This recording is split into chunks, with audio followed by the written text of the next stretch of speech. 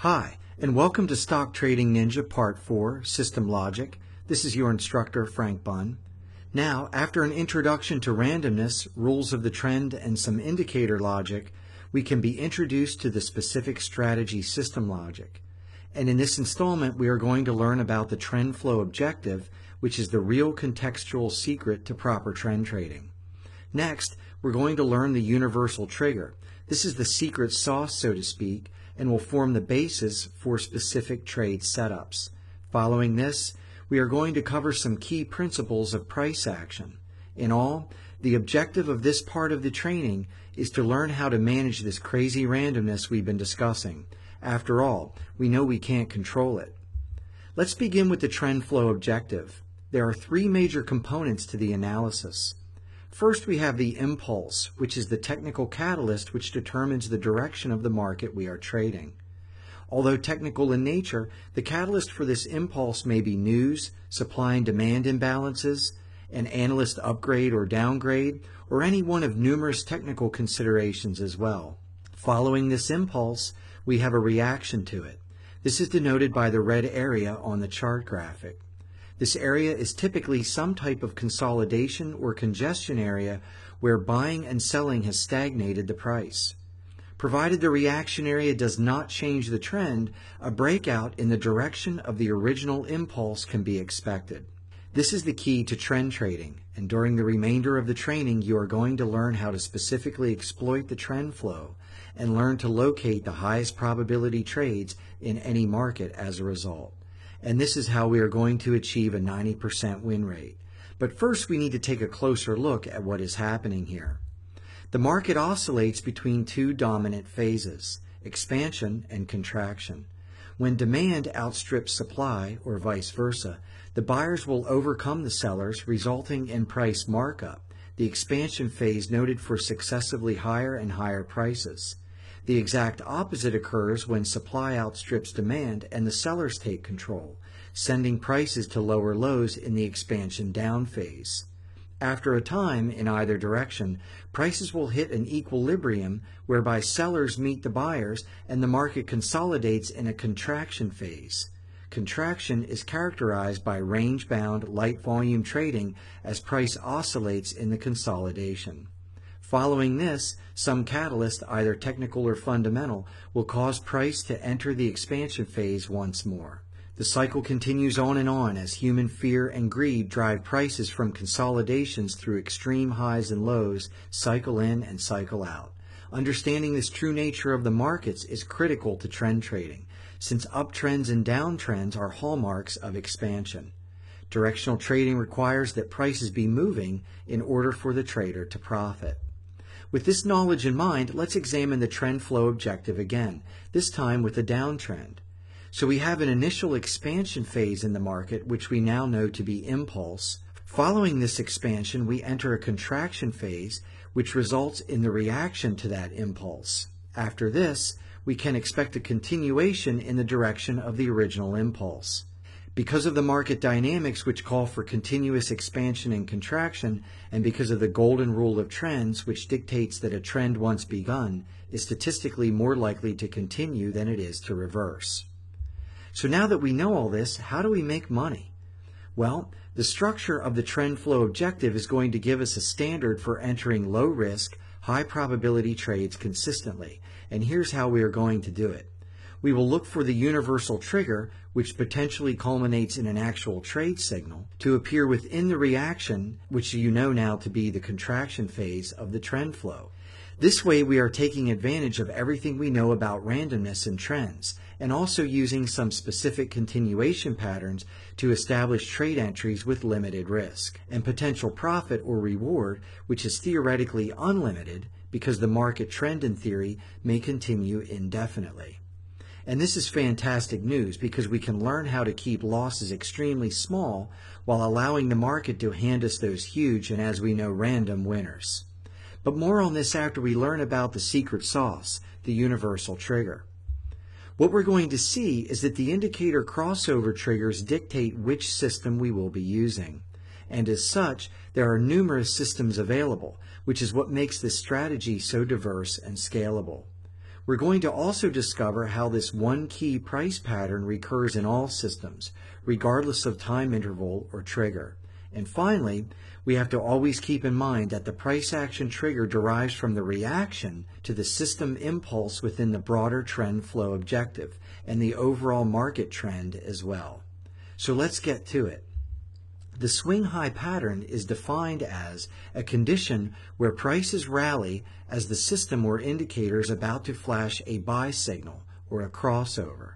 Then the interval corresponding with that signal is the highest price in the pattern. The high above becomes the swing high because the subsequent highs after the swing high are lower, and the technical trigger or the indicator signal remains in effect. This is the universal trigger. It will become more clear as you digest the logic and see plenty of examples. In this first example on a daily interval chart of Boeing Corporation, we initially determine the system to be the 6 and 18 moving averages. The 6 EMA is the blue line and the 18 EMA is the red line. Notice that at point A, the 6 crosses over the 18 exponential moving average, but that at point B, prices do not continue higher, but rather stall. Point B, being lower, makes point A the swing high pattern or the universal trigger. You may need to pause the video and return to the previous slide if you need further clarification on the logic. Do not continue until you at least understand the basic logic. The indicator cross or signal must be a breakout up interval, which in subsequent intervals creates an immediate reaction, causing the high at the indicator crossover to be the swing high. Okay, let's look at another example. In this case, we have a daily interval chart in Boeing using the directional movement indicator as the trend impulse. Here we can clearly see that the breakout up interval at point A, this price action, causes the positive DI to cross above the negative DI, triggering the technical analysis signal. But notice that immediately, price does not continue, but rather consolidates. This consolidation makes point A the swing high pattern or the universal trigger. You should start to see the trend flow objective at work here, which is the price action that causes the indicator to trigger, and this is the uptrend impulse, followed immediately by a reaction to the signal, which is the contraction or congestion area, at which point we are going to craft a low-risk entry, positioning ourselves for expected expansion in the direction of the original impulse, which in this case is up. To get a better handle on this, let's get some more logic behind the logic. First, price momentum stalls at the signal. So we have an obvious clear indicator of the universal trigger. It is mathematically defined.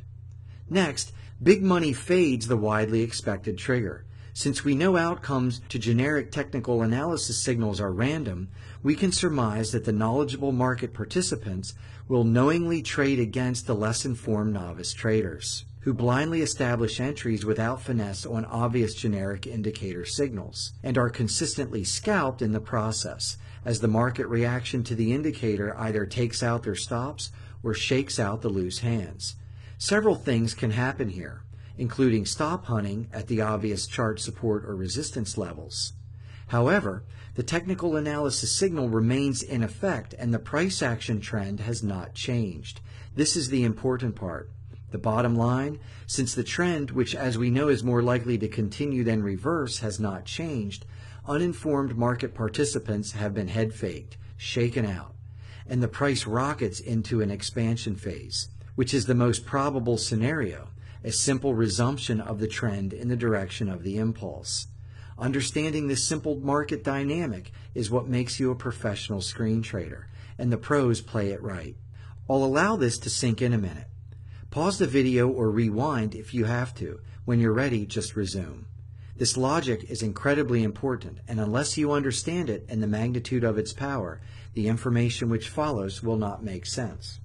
Okay, if you're ready to go, let's look at the inverse swing low pattern for short trades.